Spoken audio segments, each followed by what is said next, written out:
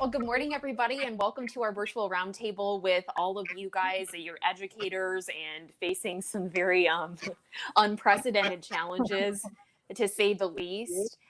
So we're kind of just here to hear your thoughts about the upcoming school year, what classrooms are going to look like, and I think maybe the key takeaway for some of our families who may be watching is, what can we do to help you start this school year.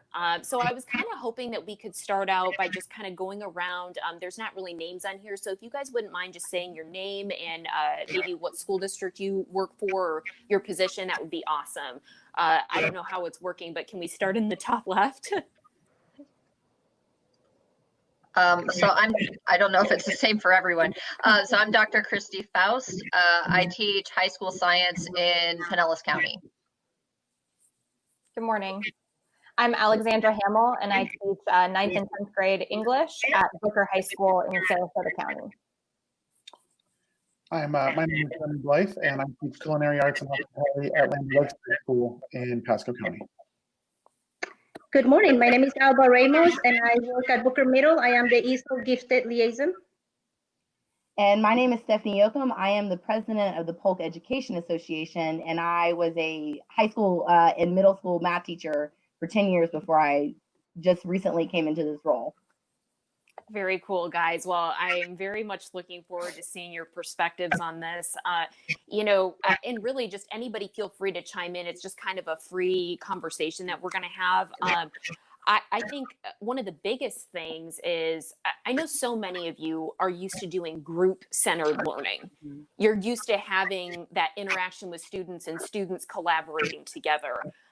What does that look like now for you guys? Well, I think it's going to drastically change. I mean, people are choosing brick and mortar option in Polk right now. We have three options that parents can choose between our face-to-face, our e-school, and our Polk virtual.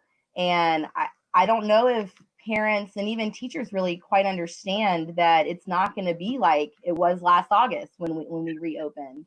We're used to having all these decorations everywhere and all these group-centered activities, and school is not meant for social distancing. Like, we're meant to have everybody put in there and learn how to work together. And we're looking at very different conditions this year.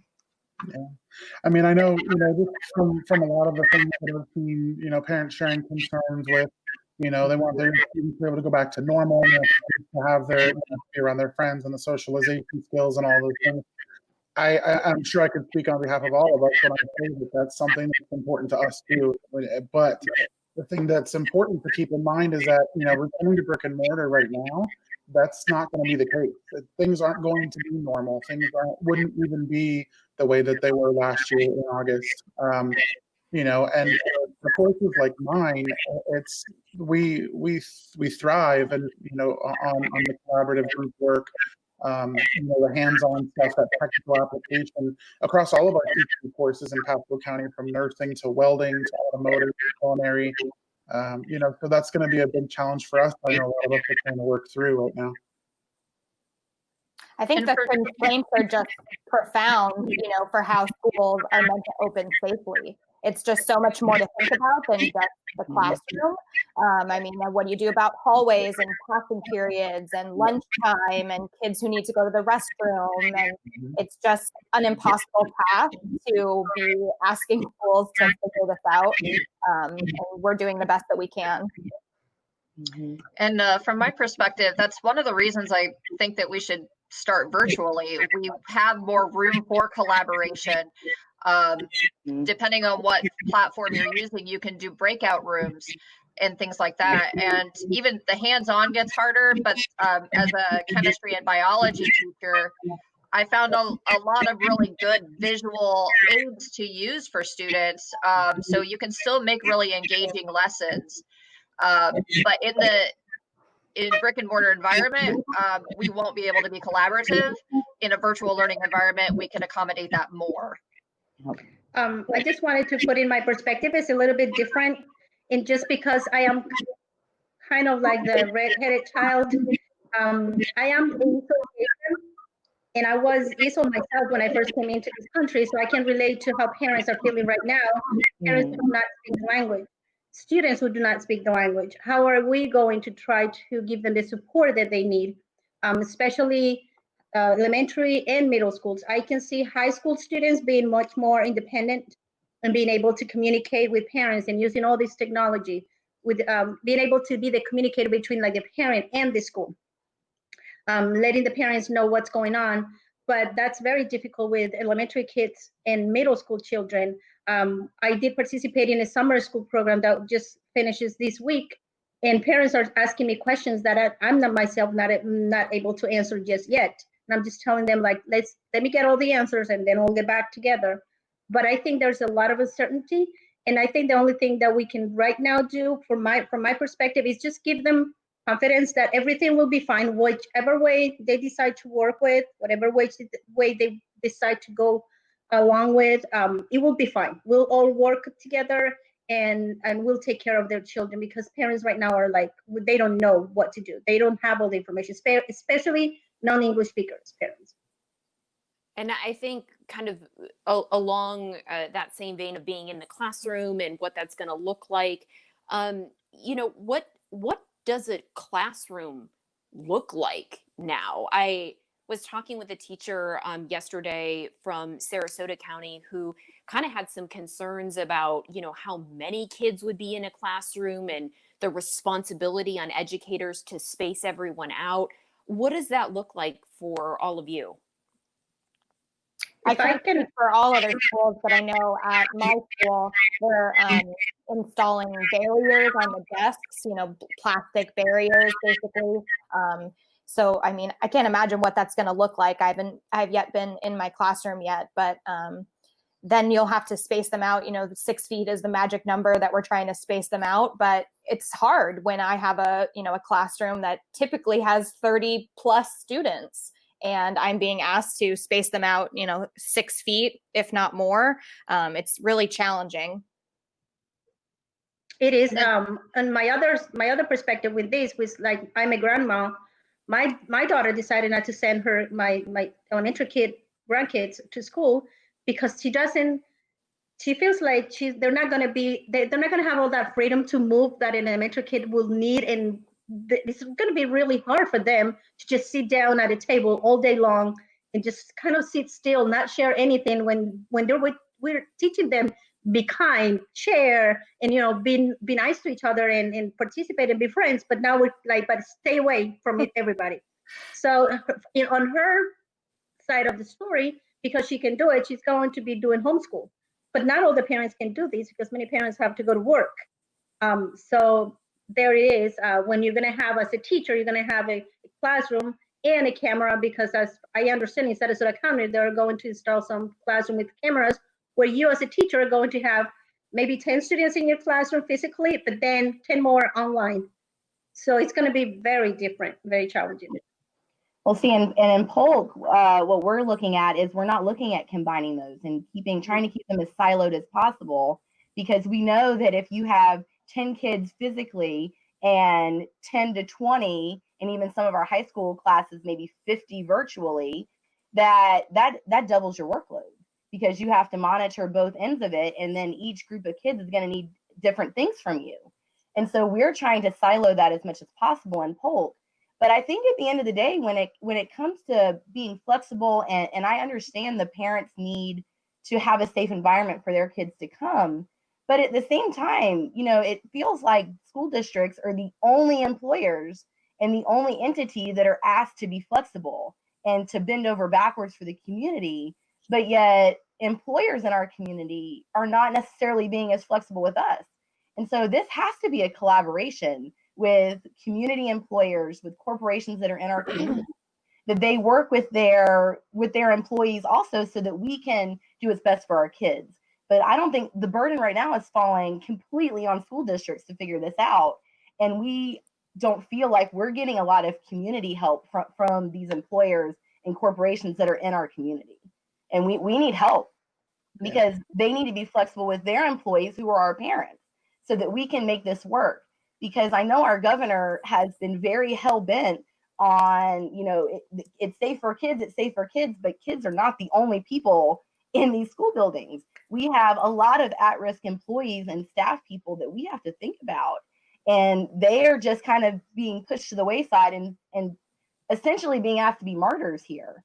And that's not right either. And, we have to protect our employees too, because we're already in a teacher shortage and a support staff shortage. And right now we're hearing that 30% statewide just won't come back if they're forced to come back into classrooms.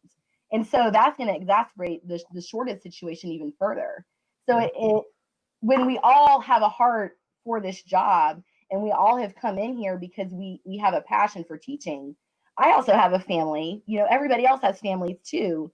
And as much as we love our kids, I love my kid more. And we have to think about that aspect as well.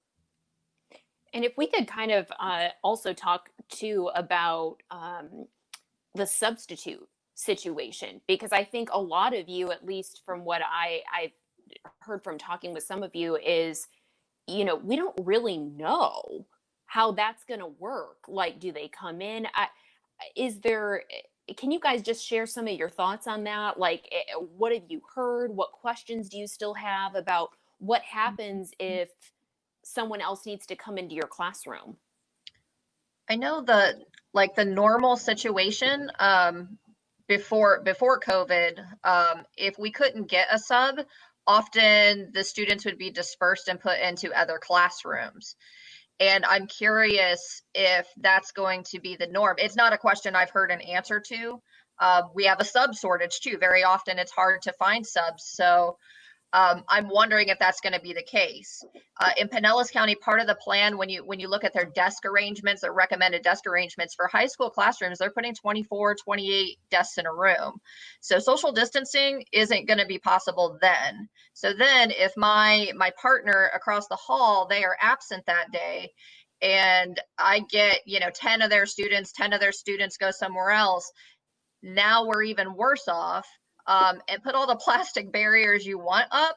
I give them, if they make it to the end of the day in a high school building, I would be surprised. Certainly not all of them are going to make it. Like, they're going to get broken straight up. Like, I'm just telling you, no fault of the kids. They're going to bump into them. They're going to whatever. Maybe some will be malicious and just break them. But, 24 to 28 is fewer kids than I normally have, but it ain't social distancing. The barriers, it's an airborne virus. We're going to be breathing the same air. The barriers do not stop airflow. And then throw another 10 kids or however many kids in there because someone's out sick. Maybe they're quarantined, whatever. Like, there's just so much, so many reasons we should be opening virtually to start this whole thing out. Yeah. Who's got mask orders? Who has a mandatory mask order in their district? Is everyone? So from my perspective, what I've seen, I was listening to the Pasco County School Board meeting the other night, and they brought it up, they discussed it, but the mandate has not come through for Pasco County yet. It's a strongly recommended, but the discussion basically from what I heard was they were not voting yet on the mandate on it. And that there's a lot of concern about becoming masked police per se from the superintendent. The school board is voting on an adjustment to the code of conduct on Tuesday at their meeting, and they're requiring masks for 2nd grade through 12th grade, and then they're strongly encouraging it for kindergarten and first. And all employees will be expected and required to wear a mask. Wow. And yeah, I'm sorry. Let me amend my statement. So they are required for faculty and staff, but not for students at any level. At our principal, we were meeting and she was sharing what it was going to really look like when a student comes into the school. Literally, a teacher is going to be at the door waiting with sanitizer, making sure you're wearing masks, making sure that you know all the policies and the rules to follow. We'll let you in. We'll clean up all your area. If the teacher, for whatever reason, did not have enough time in between classes to clean the area, then you will be asked to clean the area. No sharing of anything. No water fountains. The water fountains have been shut down. They have to bring their own water bottles. And then at the end of the class, and I'm talking middle school, they switch classes, same routine. You go, they make sure that you sanitize everything. So basically, that's what a school is going to look like when we go back. In Sarasota, it's going to be August 31st when the students come back. You know, and I mean, in an environment like my classroom, like I was saying before, with the collaborative stuff and working in groups with, you know, you think about things from knife skills to even just watching demos and, you know, working with ingredients and mixing and things like that. You know, that's going to be very difficult to do even if we could socially distance within the kitchen, which I'm fortunate at Land O'Lakes High School to have a large facility, and we could probably fit more in the kitchen safely than you know, than in some other programs across Pasco at least. But it's going to be impossible. You know, with elective courses like mine, you know, sometimes there are upwards of 35, 36, 37 kids, you know, and it's, so it is going to be very difficult. I just wanted to make one point about the mask mandates. You can mandate it, but I haven't heard good answers to upholding the mandates, right? If a student takes their mask off, if whatever. Mm-hmm. And I also have concerns that with different school rules, often Black students and students of color are targeted more than white students. So even, you know, it could open up a can of worms that way of, you know, disproportionately targeting Black students and students of color with another sort of dress code sort of situation. So there's multiple things with the mask mandate that could be troublesome. Adding on to that, I think what you bring up about our marginalized students is really relevant in this discussion of reopening schools. You know, people often use that group of students to say that, well, that's the reason that we need to open, because those students are, you know, most at risk or hurt by remote learning, because that's not a good atmosphere for families who don't have, you know, adequate Wi-Fi connection or even computer access at home. But on the same note, those marginalized students are also most at risk if we open. Those families maybe don't have access to healthcare. They might be living with grandparents at home. So they're also most at risk of contacting and transmitting COVID. And so there's really no right answer for how to best support that group of students.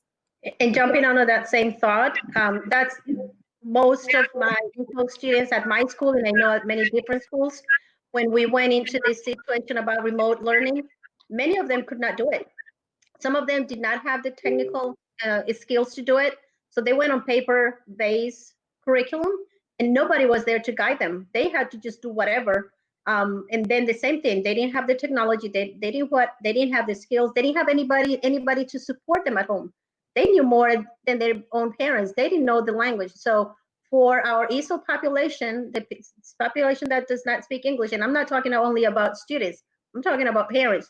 How is communication now going to be held if the parents don't even know how to deal with it? So I ended up having to really do, like, literally create videos showing them step by step in Spanish how to access their email, because they didn't even know that. So it's going to be very difficult. Well, and I think to piggyback off that, that's why we need local school boards to start making these decisions on how we're going back. I think Hillsboro's meeting today. Hillsboro School Board is meeting today. Polk School Board meets on Tuesday. We have to be putting public pressure on our school boards to make the right decision for our district.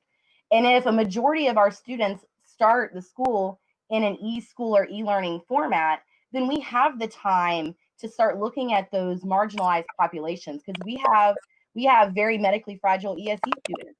We have a big migrant population in one of our areas in Polk. We can start trying to think out of the box on how we best serve those kids and getting resources to them. And maybe some of those resources even look like in-face learning. But if we have 100 kids on campus versus 1,000 plus on campus, we can better spread them out. And we do have teachers that are willing to come into campus to do face-to-face instruction, because we have to face the fact that it's not safe to be on campus right now. And so no matter what our school boards put in place, you know, we have to mitigate our own risk and look at our own risk factors and say, I'm willing to come in, or I need a work from home, you know, option. And so we can get creative and start pairing up teachers that are willing to come in and do face-to-face learning with our at-risk populations. But if we have a majority of people on a distance learning platform, we can better facilitate that in our schools with social distancing. But I would argue that it needs to come from even higher than our school boards to be making those decisions. I mean, when we have the Florida Education Commissioner mandating that schools need to open brick and mortar a minimum of 5 days a week, you know, that's really unfair to then put that planning on the school district to, okay, you try to figure out how to do this safely and effectively when you were getting that mandate. I think the decision needs to come top down, you know, from the governor, from the Florida Education Commissioner to tell us that it's not safe to send, you know, thousands of school children back to school. I mean, the most recent data shows that kids ages 10 to 19 transmit at the same rate that adults do. So even if they might not be getting sick, they're bringing that sickness to school to infect teachers. They're bringing that virus home to their parents, to grandparents. And it's a really daunting task. Again, it's just so profound to ask schools to try to figure this out on their own. And just to add to that idea, and the idea of what Stephanie said before, that this is a community effort, like even higher. When was the last time we got a stimulus thing? COVID is not going to go away unless we do make serious change. We need to lock down again. Like, honestly, I don't like that. I don't want to stay in my house for like 2 more months. But since folks didn't do the right thing in the first place, like, that's what it takes. And for that, like, we would basically need our federal government to step in, pay folks to stay home, a stimulus, whatever, like whatever they pat, like something better than last time. So whatever that looks like. But they have money for stuff. There's money out there. So for them saying that it's not there, it's a lie. And so we need it at every level. We need our state level, government to help us, and we also need our federal. This shouldn't. We're at war with COVID, but like some of our elected leaders are treating it like it's a normal day in the neighborhood or something. So again, we just need it at every level. We need help. The citizens of the United States, we need some help. We need more. What I think. Go ahead, Alexandra. Yeah. I was just going to say, I think I speak for most teachers that we want to be in the classroom with our kids. We miss our kids. They learn best when we're face to face, but it's not safe. And as much as we want to be there and we want to go back to normal, we're not back to normal yet. And we can't just decide we are and hope for the best. And I wanted to see if we could maybe go around to each of you as we start to wrap this up. And if each of you could just kind of say a couple of things that families can do to help support you as we make this transition, whether it's e-learning or in person, what can we do to help you set our kids up and you for success?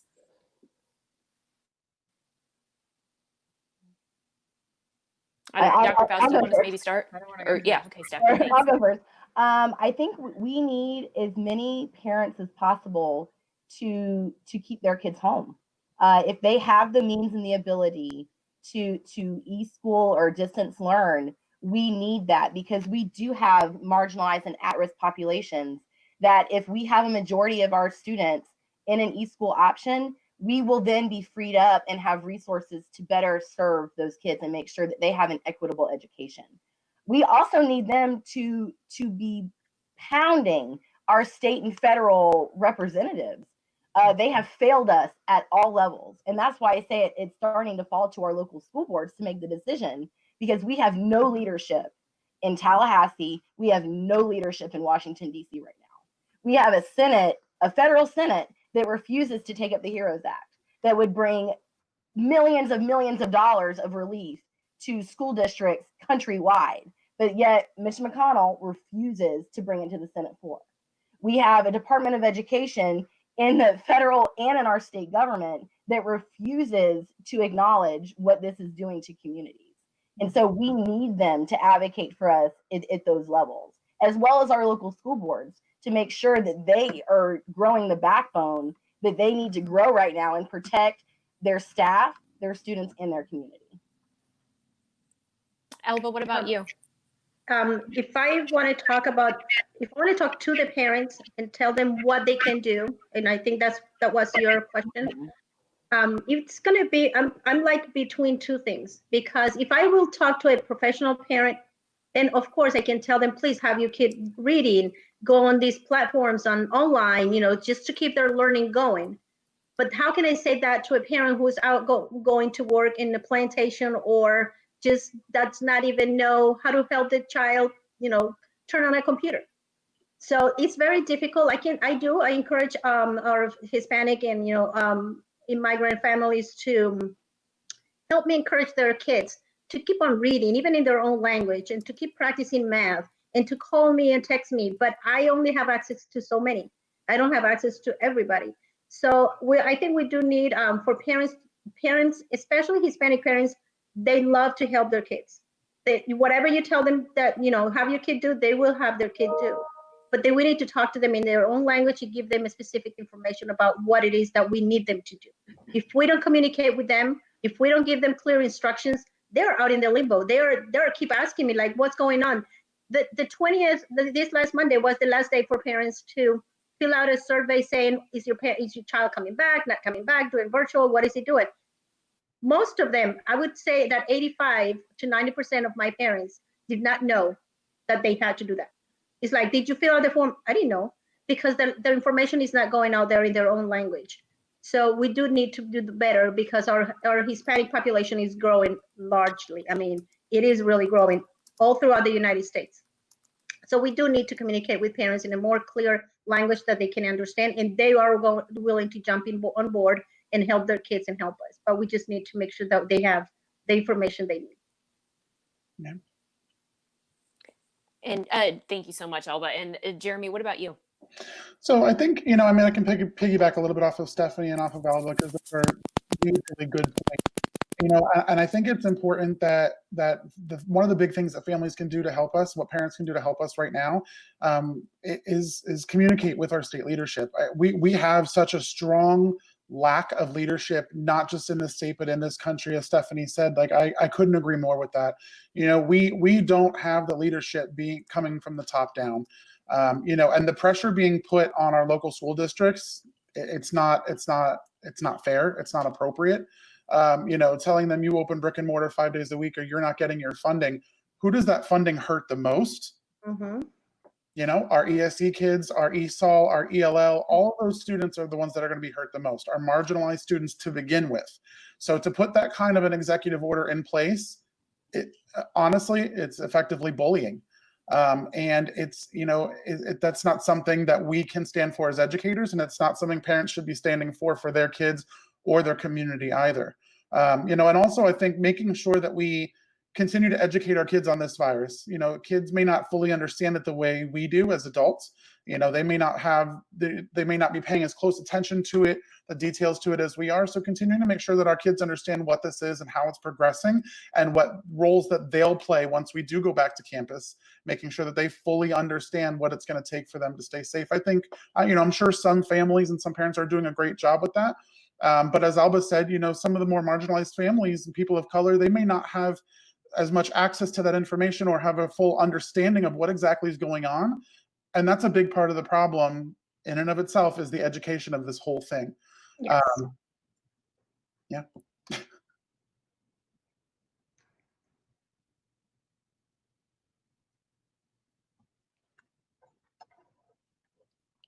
Oh. You were muted. Thank you so much, Jeremy. Alexandra, what about you? I agree with all my colleagues here and their thoughts on reaching out to our legislator and reaching out to our government. But I also think it's important to look at how much school does and how much we provide for children and families. That this is maybe the time to reevaluate some of those government programs. I mean, we're talking about we need to open schools because parents have to go back to work. Well, school is not childcare. And maybe we need to think about some childcare programs for how to help families who do have to go to work, because I understand that is a really serious need. We also think about schools as a primary meal provider for students. We need to go back to school because kids need to eat. Well, again, that's not school's primary function. Maybe we need to be reevaluating how the government is helping families in need. Health services are even a big factor that schools provide for families. Health checks, getting to see a nurse. Those sorts of things I think are why we need to reevaluate what the government is doing and how they can best help in these areas, because putting all these tasks on schools to figure out is unimaginable. It's too much to be asking teachers and school board leaders to, here you go, figure it out on your own. Yeah, absolutely. Very well said. And Dr. Faust, any last things about what we can do to help you guys from you? Mostly I'm just echoing everyone else. I guess one point I just want to make, because some of the arguments against teachers is, all of these other jobs, they're going to work right now. So, you need to suck it up and do it too. So my personal philosophy on that is like, I don't think most of those other people should be at work. And their bosses are doing to them what our districts are trying to do to us. But we're really on the same side here. And unless you are truly an essential employee right now, like nobody should be working, and it shouldn't be on our backs as residents or citizens or as workers, as the working class, to get through this pandemic on our own, or to suffer through it for whatever reasons our leaders are making us do it. Like, I don't know. I don't know the reasons, especially when the support could be there. The stimulus dollars could be there. They could be passing things that could help us get rid of COVID. So I just hope that those parents, I get that you're in a rock and a hard place, right? Do you send your kid back to school or not? And teachers, get back to work because I have to go to work too. That's a legit thing. Like, that's a legit concern. And so I don't want to dismiss that. But man, we're on the same side here. Like, none of us should be out in danger. And we need, like, as far as putting the burden on teachers, our different government leaders need to take some of that burden back. It ain't ours to carry. So I just hope that along with what Stephanie and some of the others said about contacting leaders, writing at every level, wherever you can, send a letter to school board, send it to DeSantis, pick your day, right? Divvy them up because there's a lot. They listen to like family members, parents, and things like that differently than they do to teachers. They don't. I would love to say that they listen to us, but across the state, across the nation, that doesn't seem to be true. They listen to parents. So even if you're making that choice to send your kid back to brick and mortar, but you're like concerned, like you're doing it because you have to, please write your school board and let them know that, because they're looking at like, oh, X% are going back to brick and mortar. They chose it. Woo! That might not be the case. And also just asking questions about how many of those folks defaulted to brick and mortar because of the reasons that Alba was maybe saying, that they never got the message, or they didn't understand the message because of a language barrier and things. So yeah, just that. Just be active, be involved, and I guess we're all just going to kind of hang in there and buckle up to see what this very uncertain school year is going to hold for all of us. I think this was an awesome conversation. So many cool and interesting points that I think a lot of us haven't considered. We're going to be posting this entire conversation. So I hope that this will give parents and families a new perspective, and maybe also a perspective to some of our local leaders on what teachers are thinking and feeling about this. Thank you guys so much. So I'm going to end the conversation right here. Thank you. And good luck as you guys prepare for whatever comes next. Thank you so much. Thank you very much. Thank you.